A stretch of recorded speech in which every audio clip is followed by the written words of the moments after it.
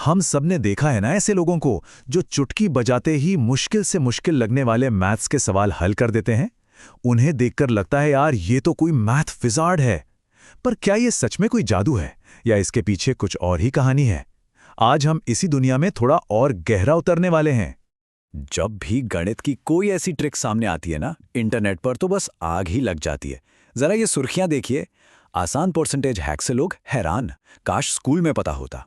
और इस TikTok math secret को 1.8 करोड़ से ज्यादा व्यूज मिल चुके हैं। साफ है कि इन ट्रिक्स में एक अलग ही लेवल का चार्म है। लेकिन मजे की बात पता है क्या है? जैसा कि महान लेखक आइजैक असिमोव ने कहा था कि ऐसी कैलकुलेशन करने के लिए कोई जीनियस या बहुत बड़ा मैथमेटिशियन होने की जरूरत नहीं है।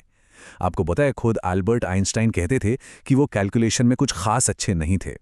तो इससे एक बात तो साफ हो जाती है, मेंटल मैथ किसी टैलेंट का खेल नहीं है, बल्कि टेक्निक्स और प्रिंसिपल्स को सीखने का खेल है।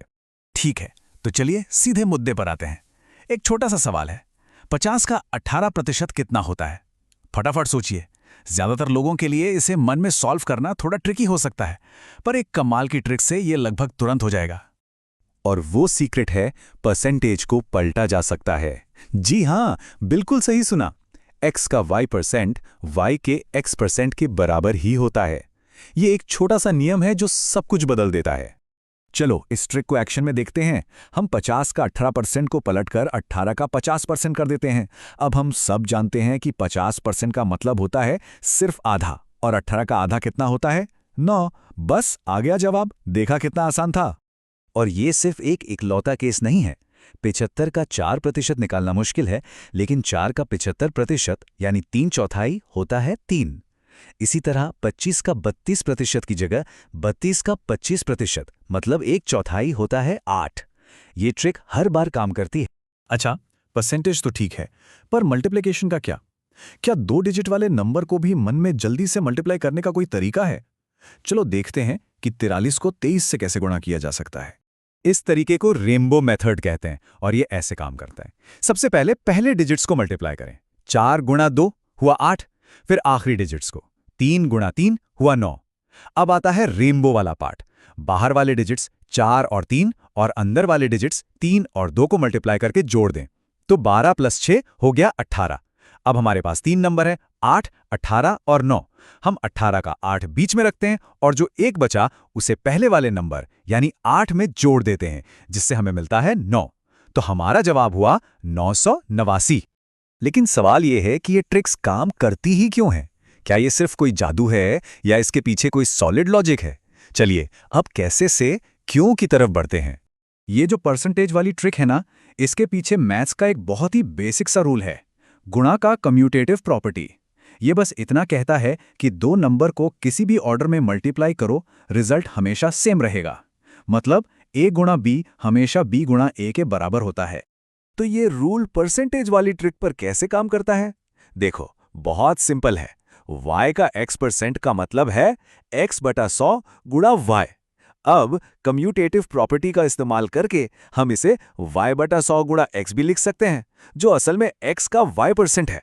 ये मैथमेटिकली प्रूव्ड है, कोई जादू नहीं, सिर्फ प्योर लॉजिक। और यहीं पर आइजैक एसिमोव की एक और बात एकदम फिट बैठती है कि रूल्स को रटने से कहीं ज्यादा जरूरी है उनके पीछे के प्रिंसिपल्स को समझना, क्योंकि बिना समझे रटी हुई चीजें बहुत जल्दी दिमाग से निकल जाती हैं। जब हम क्यों समझ जाते हैं तो कैसे अपने आप याद रहता है।